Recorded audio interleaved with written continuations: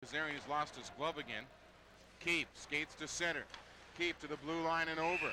And it's just offside. The linesman down on one knee makes the call. Look out. We've got a couple of pairings.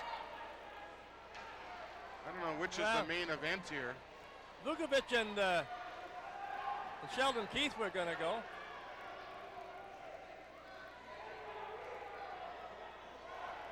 The referee standing back watching.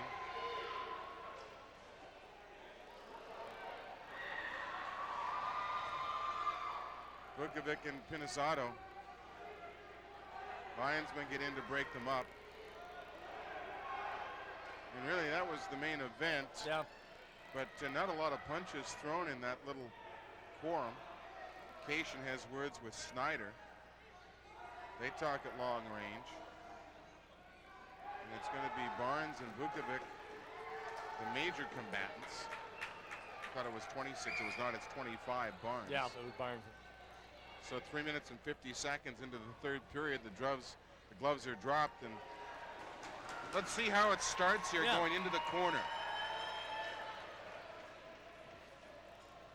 The score is 7-2. Here's the rush by the majors. Now watch for the stick. Vukovic's stick came up. They took a slash and then a glove to the face, and then they say, well, no. Coming in late was Barnes. Yeah, Barnes actually.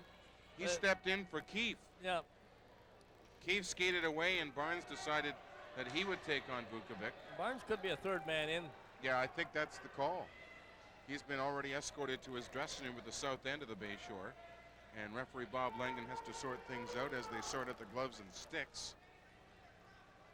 Really, this has not been an overly physical junior hockey game. No. Maybe some frustration on the St. Michael's part, because certainly for the first 18 minutes of the first period, they could have actually maybe even put the players away in that 18 minutes there. Of course, someone just joining the telecast light says, what are these guys talking about?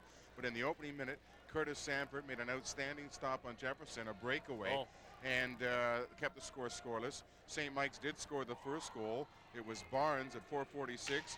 And then at 18:43 that first period, Peter Campbell tied the game, and at 19:02, Goldie made it 2-1. That's the way the first period ended. But really, and we watch Owen Sound all year. They didn't deserve to come out of that first period ahead 2-1. No, exactly. And then the second period, Goldie, Keefe, Goldie, and Players Salt. penalty to number 26, Nick Vukovic, 5 minutes for fighting. And to St. Mike's, number 25, Ryan Barnes, 2 minutes for charging, 5 minutes for fighting, and a 10-minute misconduct.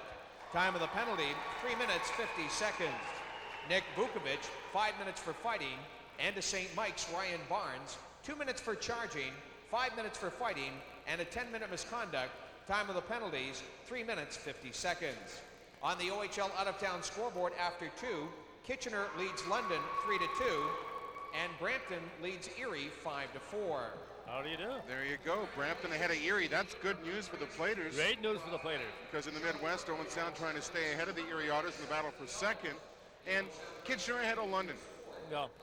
Again, you talked about the Brian Hayden, the job he's doing with that Kitchener team. I just hope they show a little patience in the Twin Cities with Brian Hayden and the Kitchener, a new general manager just learning the league as well. Exactly, but also Kitchener got the three of the top players back in their lineup the last 2 weeks. That's Wes Jarvis and help me out here now.